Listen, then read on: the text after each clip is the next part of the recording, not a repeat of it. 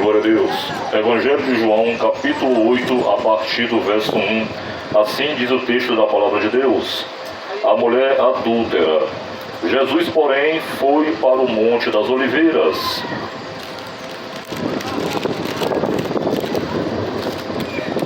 E pela manhã cedo tornou para o templo, e todo o povo vinha ter com ele, e assentando-se os ensinava. E os escribas e fariseus trouxeram-lhe uma mulher apanhada em adultério, e pondo-a no meio, disseram-lhe: Mestre, esta mulher foi apanhada no próprio ato adulterando, e na lei nos mandou Moisés que as tais devem ser apedrejadas. Tu, pois, que dizes? Isto diziam eles, tentando-o, para que tivessem de que o acusar. Mas Jesus, inclinando-se, escrevia com o dedo na terra. E como insistissem, perguntando-lhe, endireitou-se e disse-lhes: Aquele que dentre vós está sem pecado, aquele que seja o que atire pedra contra ela. E tornando a inclinar-se, escrevia na terra. Porém, ouvindo eles isto, acusados pela consciência, saíram um a um, a começar pelos mais velhos até os últimos. Ficou somente Jesus e a mulher, que estava no meio. E ele, endireitando-se e não vendo a ninguém, Jesus, e não vendo a ninguém mais do que a mulher, disse-lhe: Mulher, onde estão os teus acusadores? Ninguém te condenou? E ela disse: Ninguém, Senhor. E disse-lhe Jesus: Nem eu tampouco te condeno. Vai e não peques mais. Glória a Jesus. Meus amados irmãos, esse é um texto muito conhecido pela igreja, que nos fala acerca de uma mulher. Esta mulher, na narrativa bíblica, ela foi pega no próprio ato adulterando. E na lei de Moisés estava escrito que as tais deveriam ser mortas, apedrejadas. Essa era a sentença determinada pela lei de Moisés para o crime de adultério. Meus amados, e quando o Senhor ele estava ali no Monte das Oliveiras, conforme está escrito aqui, depois o Senhor se retirou de manhã bem cedo, para mais uma vez estar ali no templo, ensinando acerca da verdade, acerca do reino de Deus, proclamando o evangelho da graça de Deus. E quando ele estava ali, queridos, vieram os fariseus com esta mulher que foi pega no próprio ato adulterando, e trouxeram ao Senhor Jesus, que estava ali naquele lugar, e disseram para ele: Mestre, esta mulher foi pega no próprio ato adulterando, e na lei Moisés nos mandou que as tais devem ser apedrejadas. Tu, pois, o que dizes, mestre? Aqueles homens não queriam apenas somente apedrejar aquela mulher, mas eles estavam ali armando uma armadilha para o próprio Senhor Jesus. Mas o Senhor Jesus, que conhece todas as coisas, que é onisciente, onipotente e onipresente, ele já sabia que aqueles homens tentariam algo para querer de alguma forma acusá-lo também. Não somente aquela mulher, mas também eles queriam de todas as formas ter algo para querer incriminar também o Filho de Deus. E quando nós olhamos para essa narrativa aqui, queridos, primeiramente a gente vê que o tribunal dos homens se apresentou naquele momento, porque é assim que o tribunal dos homens faz. Eles não procuram saber, não procuram conhecer a tua vida, eles não conhecem a tua história, eles só querem apenas sentenciar você, te condenar, te julgar, te acusar.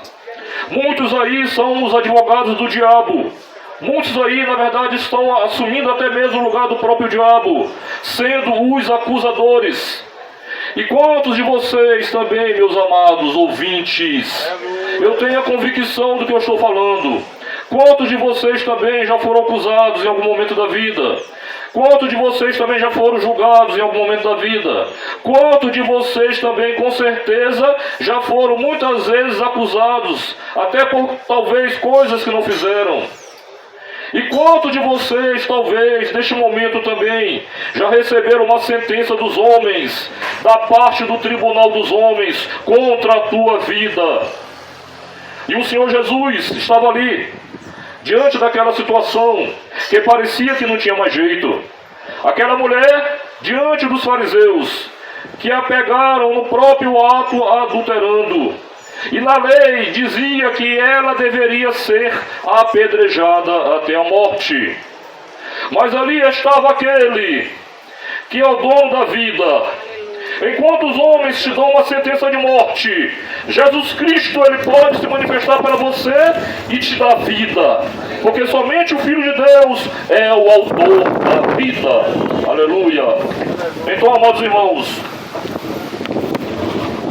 quando nós olhamos para esse texto, aqui revela claramente, queridos, o caráter compassivo, misericordioso e benigno do Filho de Deus.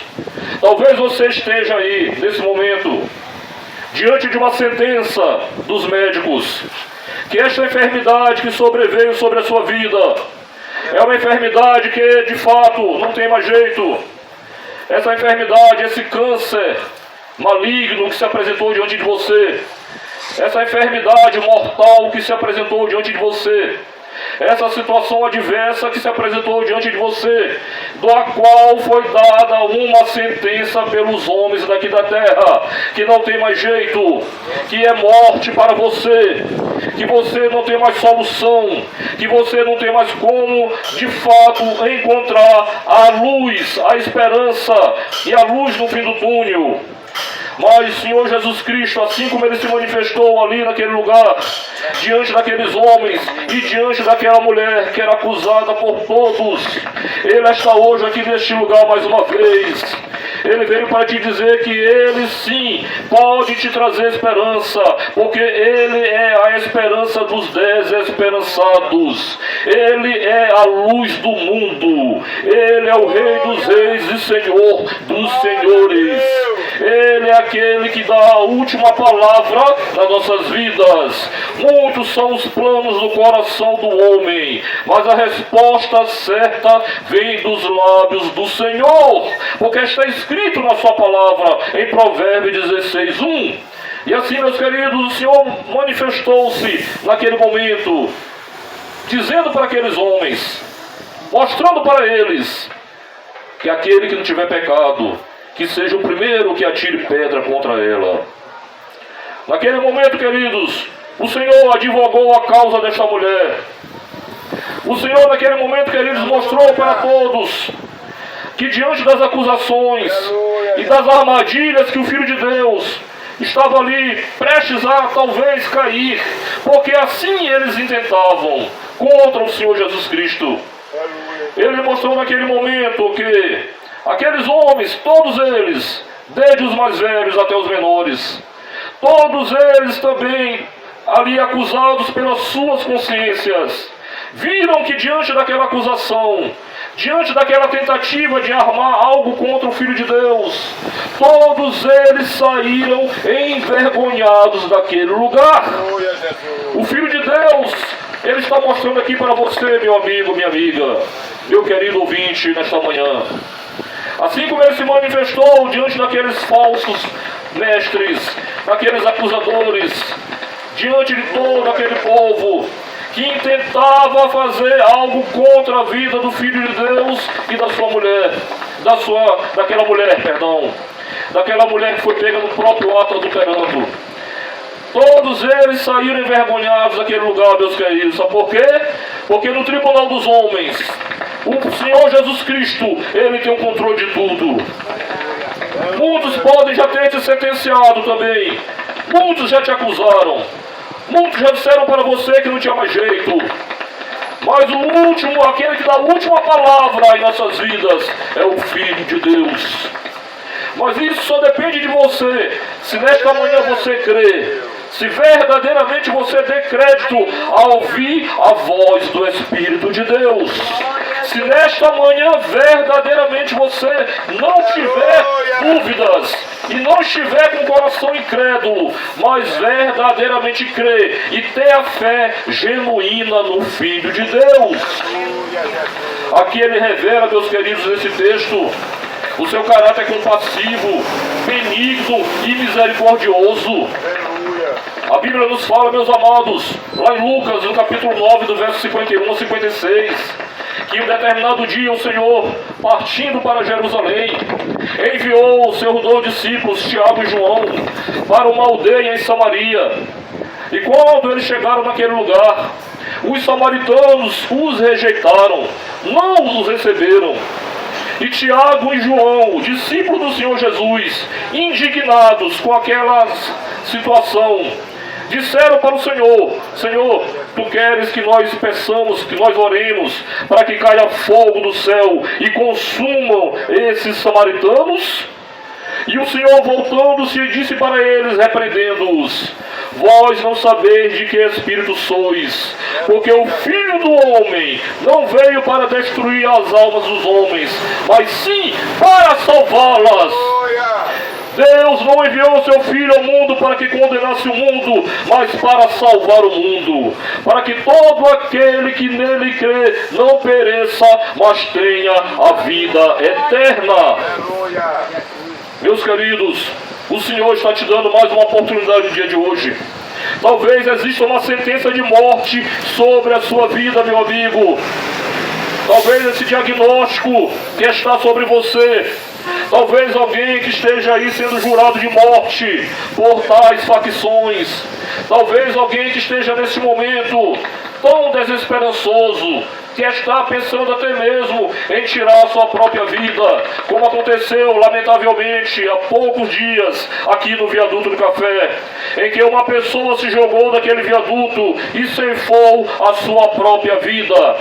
Talvez Satanás tenha bombardeado a tua mente, você tenha ouvido vozes de Satanás, do diabo, que é o acusador, que é o destruidor, que é aquele que veio, como está escrito aqui em João capítulo 10, versos 10, como a figura do ladrão, que veio senão para roubar, matar e destruir.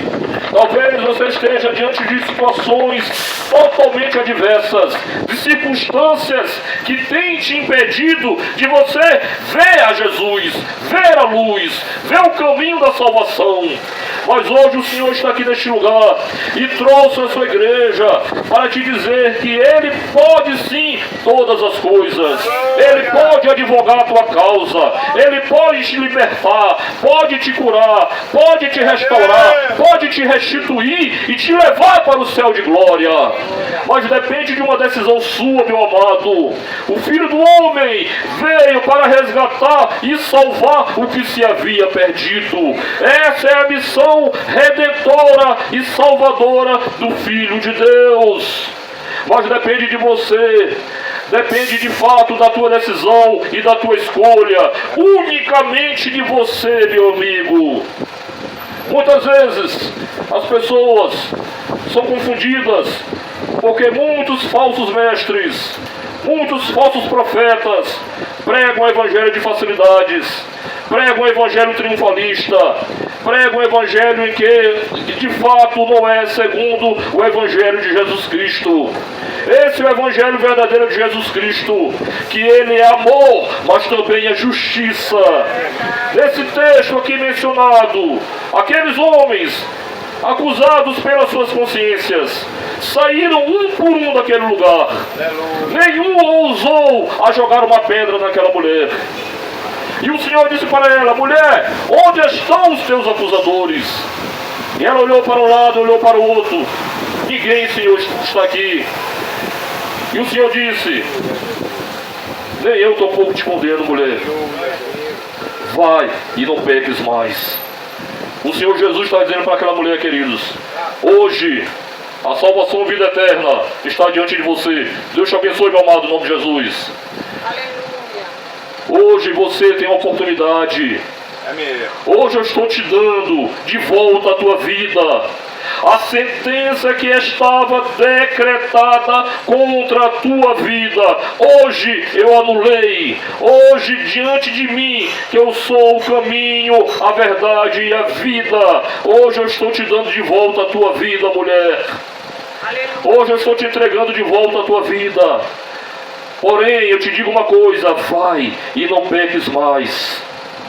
O Senhor Jesus Cristo, queridos, Ele ainda está sobre esta terra. ainda está te dando oportunidades, ainda está te chamando para uma aliança, ainda está te chamando para um arrependimento e para a fé genuína no Filho de Deus. Mas a oportunidade é no dia de hoje, é agora, porque o amanhã só pertence ao Senhor.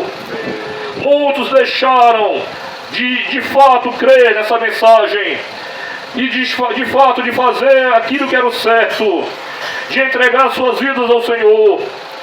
Muitos por dúvidas, muitos com coração incrédulos, muitos que duvidaram e questionaram e que depois, infelizmente, pagaram um alto preço.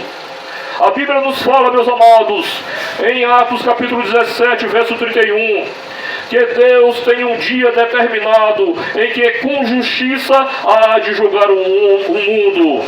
E isto nos Deus prova a todos nós, ressuscitando ao Senhor dentre os mortos.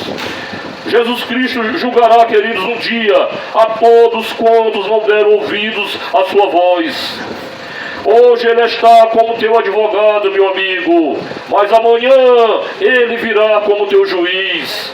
Existe também um texto lá em Apocalipse capítulo 20, no verso 11, que Ele estará no seu trono no grande dia do juízo, no grande trono branco, para julgar a todos os pequenos e grandes, ricos e pobres, a todas as nações. Mas a oportunidade que você tem é no dia de hoje. Não desperdice o seu tempo, não desperdice a sua oportunidade. Dê crédito a ouvir a voz do Senhor. O Espírito de Deus está aqui ainda neste mundo, meu amigo. Você pode até dizer, mas como que eu conseguirei vencer os pecados? Como eu sou tão pecador? Eu sou tão profano? Eu sou tão perverso? Eu sou tão maléfico? Meu amigo, nós também que estamos aqui neste lugar, nós também temos testemunhos para dar acerca do poder de Deus. Esse que aqui vos fala, outrora era um roqueiro satanista, fiz pactos no cemitério do Gavião, participei de orgias, fiz coisas horríveis, blasfemava contra Deus, profanava o nome do Senhor. Muitas vezes chamei o Senhor Jesus de bastardo e Satanás de pai. Além de tudo isso que eu fiz durante 21 anos da minha vida, também no adultério e no alcoolismo, fiz coisas horríveis. Mas o Senhor Jesus Cristo, Ele não vê como o homem vê. Ele está te dando mais uma oportunidade hoje, assim como Ele deu para a minha pessoa e deu para cada um dos meus amados irmãos.